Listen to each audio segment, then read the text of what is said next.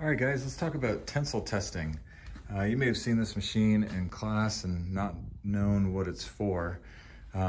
It's to do a tensile test. A tensile test is basically pulling something apart. If you've taken a piece of bubble gum or Play-Doh and you've pulled it apart, you did a tensile test. So this is a dog bone. I'm going to show you another view of it in a second. And basically this bottom part, this metal piece right here is going to pull down. And when it pulls down, this other little knob up here is screwed into the top of it, and it's going to rip this little piece of aluminum apart, which is pretty cool. So over here, I have 3 samples. So this is brass, that one's aluminum, and then the other one is steel.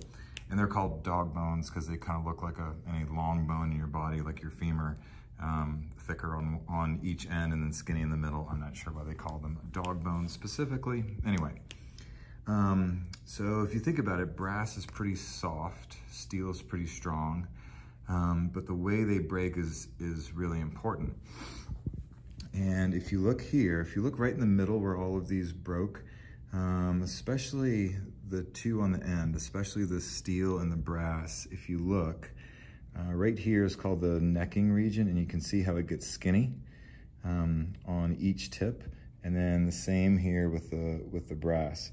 But if you notice the aluminum, it just kind of broke because aluminum it's really stiff. It's not what we call ductile or what you might say pliable. Steel and brass are a lot more pliable. So what we're gonna do, I'm gonna click start right here, and then I'm gonna hustle back over to the tensile tester. And what I want you to watch right in the middle. And it happens pretty fast. And I want you to watch it break.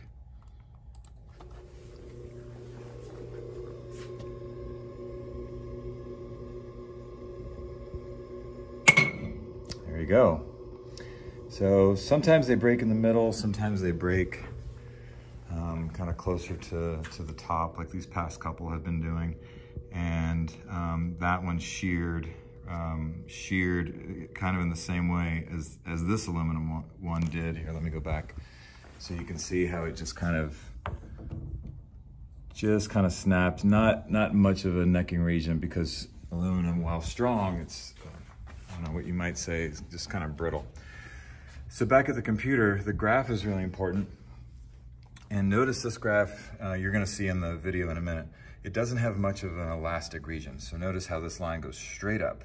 If it had more of an elastic region, it would curve over more like this. That means that this is a pretty brittle material. And notice that this broke, let's see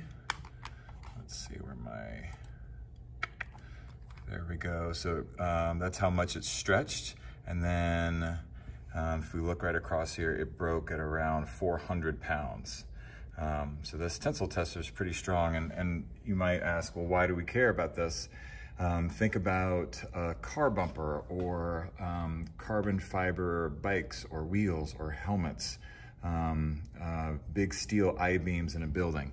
All that stuff is important. I mean, and a lot of the times people's safety are at risk. So we need to know really specifically how this material behaves and where its breaking point is. And you'll see some more of that in the next video.